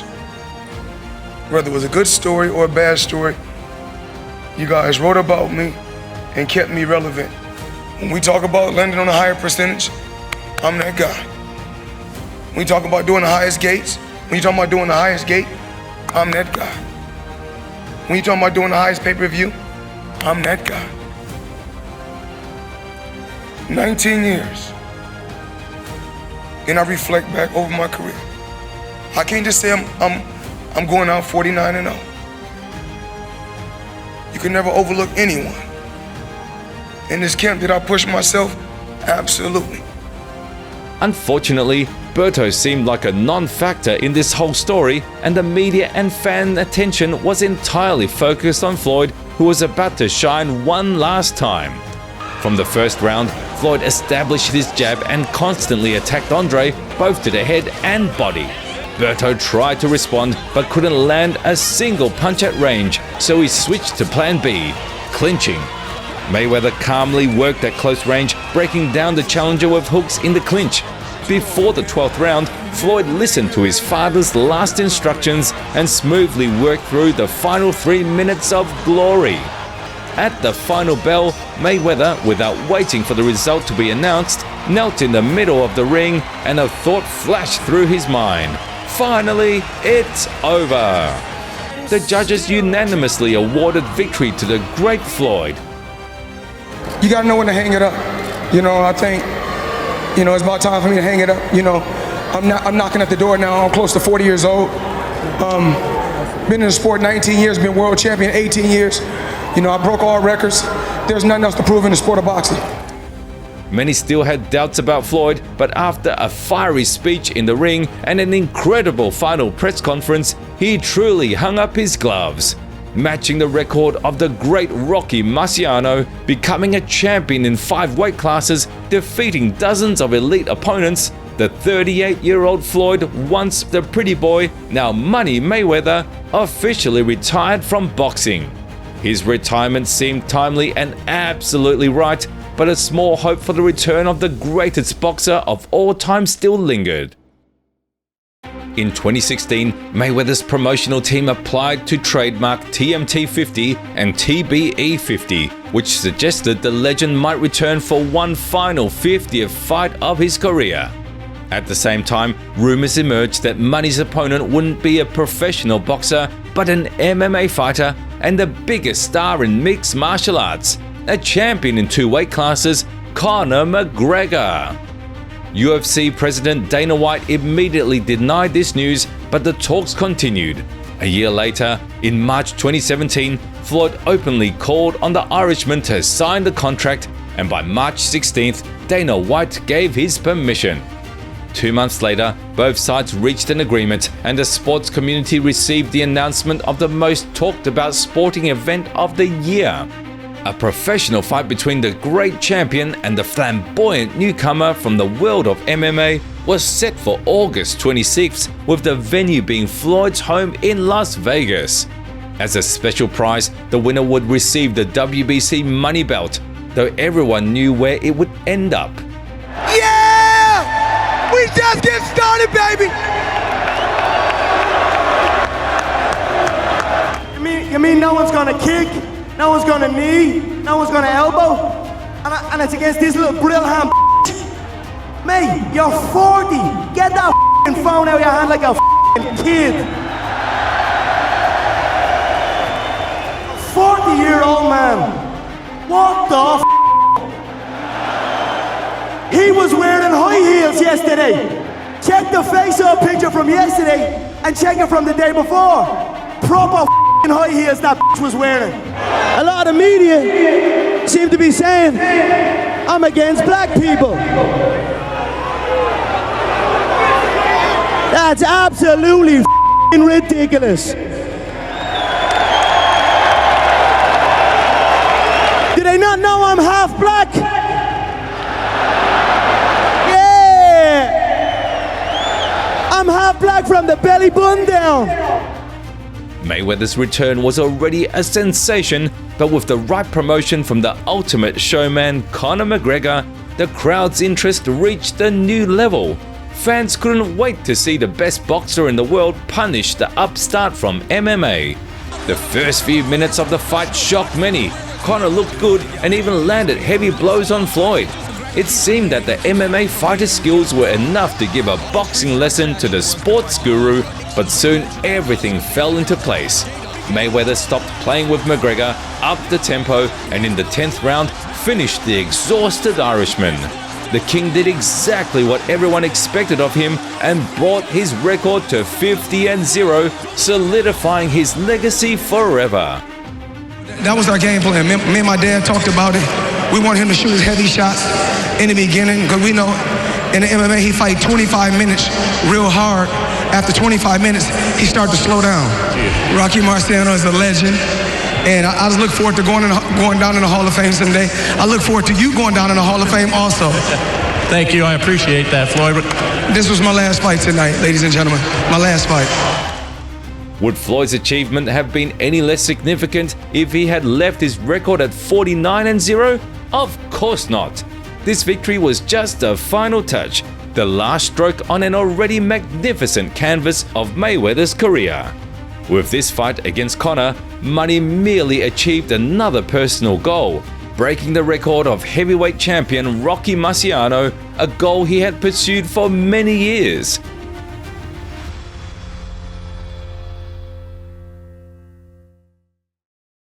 Floyd Mayweather's entire life has been about setting seemingly unattainable goals and gradually achieving them. As a poor boy who crammed into a room with 6 brothers and sisters, he dreamed of becoming a world champion and the richest boxer of all time. Back then, people would only laugh at him, but young Mayweather wasn't laughing. He knew that his thoughts would materialize. All it took was patience, hard work, and time. Yes, he had the Mayweather name and an excellent coaching team, but neither guaranteed success. Floyd achieved everything in this life on his own through blood, sweat, and tears.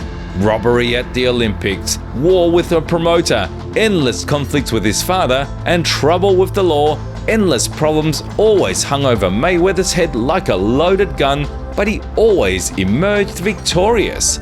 There has never been anyone like him, and there probably never will be. Floyd Mayweather, a phenomenon, a man who turned from a boring champion into a global star and earned more than any other boxer in history.